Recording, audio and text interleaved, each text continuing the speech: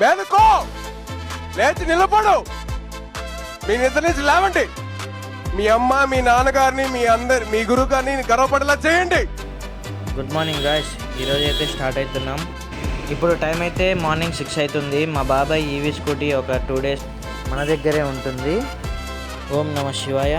Nandi circle ఇప్పుడే cross అయిపోతున్నాం. ఇంకా నేను మా అన్న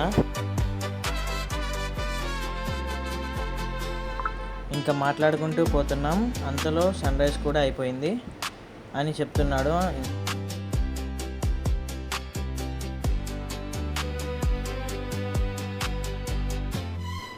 ఇంకా మనం సుండిపెంట కూడా రీచ్ అయిపోయాం.